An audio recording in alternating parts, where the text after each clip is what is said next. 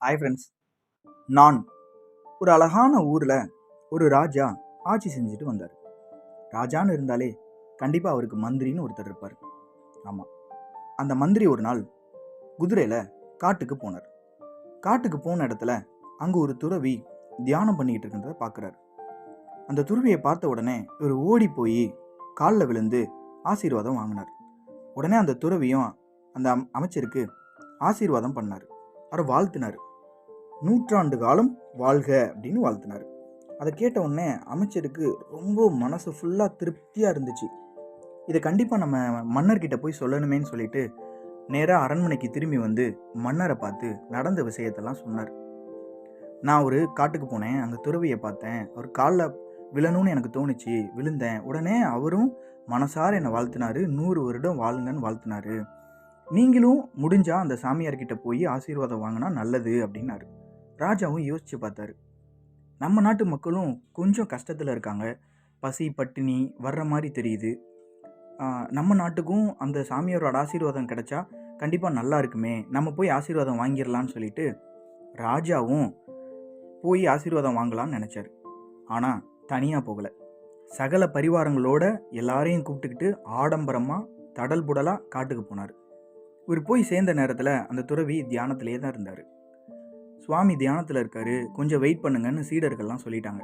நான் யார் தெரியுமா, நான் இந்த நாட்டு மன்னன், யார் வந்திருக்காருன்னு போய் சொல்லு, நான் வந்திருக்கேன்னு சொல்லு அப்படின்னு உத்தரவு போட்டார் ராஜா. முனிவரோட தியானத்தை கலைக்க முடியாதுங்கன்னு தெளிவாக சொல்லிட்டாங்க அவங்களோட சீடர்கள். சரி, வேற வழி இல்லைன்னு ராஜாவும் காத்துட்டு இருந்தார். ரொம்ப நேரம் கழிச்சு முனிவர் கண்ணை முழிச்சு பார்த்தாரு. நான் தான் அந்த நாட்டு ராஜா வந்திருக்கேன், என்னோட அமைச்சர் இங்கே வந்ததாராமே, நீங்கள் அவரை வாழ்த்துனாங்களாமே, அதே மாதிரி எனக்கும் நீங்கள் வாழ்த்தணும். நான் யார் தெரியுமா, நான் அவரோட மன்னன், அதனால் உங்களுக்கு புரியும்னு நினைக்கிறேன் அப்படின்னு கொஞ்சம் அதிகார தோனியிலேயே தான் பேசினார். நான் ராஜா இல்லையா, அவருக்கு 100 ஆண்டு காலம் வாழுங்கன்னா இவருக்கு என்ன வாழ்த்தணும் அப்படின்னு முனிவருக்கும் கொஞ்சம் குழப்பம். என்ன 150 காண்டம் வாழுங்கன்னு நான் சொல்ல முடியும்? சரி, ஆனால் முனிவர் அதை பற்றிலாம் கொஞ்சமும் யோசிக்கலை. ரொம்ப தெளிவான மனநிலையோட மன்னனை பார்த்து பதில் சொன்னார். நான் செத்த பிறகு வா அப்படின்னு ஒத்த வார்த்தையில் முடிச்சுக்கிட்டார். ராஜாவுக்கும் ஒன்றுமே புரியலை, ஒரே குழப்பமாக இருந்துச்சு. சரின்னு சொல்லிட்டு அரண்மனைக்கு அவரும் திரும்பி வந்துட்டார். அப்புறமா ஒன்றுமே புரியாததுனால தன்னோட அமைச்சரை கூப்பிட்டு, இந்த மாதிரி எனக்கும் நடந்துச்சு, நான் போனேன், ஆனால் நான் செத்த பிறகு வான்னு என்னை சொல்லி அனுப்பிச்சிட்டாரு, ஏன்னு புரியலை அப்படின்னு கேட்டார். அந்த மந்திரிக்கு புரிஞ்சிருச்சு. மன்னா, முனிவர் நான் சொன்னது அவரை பற்றி கிடையாது, உங்ககிட்ட இருக்கக்கூடிய நான்ன்ற அகந்த ஒளிஞ்சதுக்கப்புறம் வான்னு சொல்லியிருக்காரு. நீங்கள் எதுக்கு எடுத்தாலும் நான் தான் ராஜா, நான் தான் இந்த நாட்டோட மன்னன், நான் தான் எல்லாரையும் ஆளுவேன், நீங்கள் கொஞ்சம் நான்ன்ற அதிகாரம் அகங்காரத்தோடு நீங்கள் கேட்டிருக்கீங்க. அதனால தான் அவர் நான் செத்த பிறகு வாங்கிறது உங்களோட அகங்காரம் செத்ததுக்கப்புறம் வான்னு ஒளிமறைவாக சொல்லியிருக்காரு ராஜான்னு அழகாக அவர் எக்ஸ்பிளைன் பண்ணிட்டார். இதை கேட்ட மன்னருக்கு தன்னோட தவறு புரிஞ்சிருச்சு. ஆஹா, நம்ம தப்பு பண்ணிட்டோமே, நானு நம்ம போயிட்டோமே, ஓகேன்னு சொல்லி கொஞ்சம் கொஞ்சமாக நானுன்ற அகந்தையை குறைக்க முயற்சி பண்ணார்.